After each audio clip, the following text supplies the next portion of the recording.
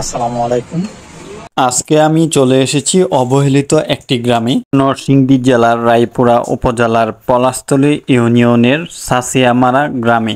এই গ্রামটি প্রাকৃতিক সৌন্দর্যের ভরপুর হলেও অবহেলা আর অবকাঠামো সমস্যায় জর্জরিত। গ্রামের দক্ষিণ পাশের শেষ সীমানায় রয়েছে একটি খাল। সেই খালের উপরে তৈরি করা হয়েছে একটি ছোট্ট ব্রিজ। এই ব্রিজ পার হলেই খলিলাবাদ গ্রাম। আমি এই ব্রিজ থেকে ড্রোনটি উড়িয়েছি যাতে আপনাদেরকে উপর থেকে সুন্দর সাঁচিয়ামারা গ্রামটি দেখাতে পারি। সবুজে ঘেরা গাছপালা আর প্রাকৃতিক সৌন্দর্যের ভরপুর এই গ্রাম সত্যিই দেখার মতো। গ্রামের পশ্চিম দিকে বয়ে গেছে আড়িয়লখা নদী, আর দক্ষিণের খালের পানি গিয়ে মিশেছে এই আড়িয়লখা নদীতে। ধর্মীয় দিক থেকেও গ্রামটি সমৃদ্ধ। এই গ্রামে রয়েছে 4টি মসজিদ, যেখানে গ্রামের মানুষ তাদের 5 ওয়াক্ত নামাজ, ইসলামিক শিক্ষা ও ধর্মীয় অনুষ্ঠান সম্পন্ন করে। শিক্ষার ক্ষেত্রেও গ্রামের মানুষের প্রচেষ্টা প্রশংসনীয়। এই গ্রামে রয়েছে 3টি শিক্ষা প্রতিষ্ঠান, একটি মহিলা মাদ্রাসা ও মহিলা এতিমখানা, যার নাম ফারুকিয়া এতিমখানা সাঁচিয়ামারা।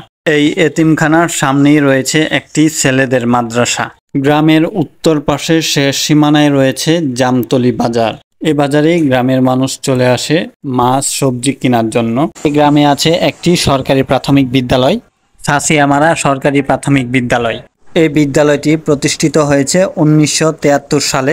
এখনো এই বিদ্যালয়ের সামনে ছোট্ট একটি মাঠ রয়েছে। এই মাঠে অল্প একটু বৃষ্টি হলেই পানি জমে থাকে, ফলে শিক্ষার্থীদের খেলার সুযোগ যেমন কমে যায়, তেমনি শিক্ষার পরিবেশেও এর প্রভাব পড়ে। শুধু তাই নয়, গ্রামের প্রধান সড়কের অবস্থাও অনেক ভয়াবহ। একটু বৃষ্টি হলেই প্রধান রাস্তায় পানি লেগে থাকে। এই রাস্তা দিয়ে অটো, সিএনজি, রিক্সা একবার গেলে দ্বিতীয়বার আর এই রাস্তা দিয়ে আসতে চায় না। রাস্তাটি এতটাই ভাঙাচোরা যে গ্রামের মানুষ প্রতিদিনই ভোগান্তি পোহাচ্ছে। শুধু সাঁচিয়ামারা গ্রামের মানুষ নন, আশেপাশে অন্যান্য গ্রামের মানুষও এই রাস্তার কারণে ভীষণ কষ্ট করছে। প্রকৃতির অপার সৌন্দর্য, ধর্মীয় ও শিক্ষাগত প্রতিষ্ঠান থাকা সত্ত্বেও শুধুমাত্র রাস্তার বেহাল অবস্থা ও অবকাঠামো সমস্যার কারণেই সাঁচিয়ামারা গ্রামটি আজও পিছিয়ে আছে।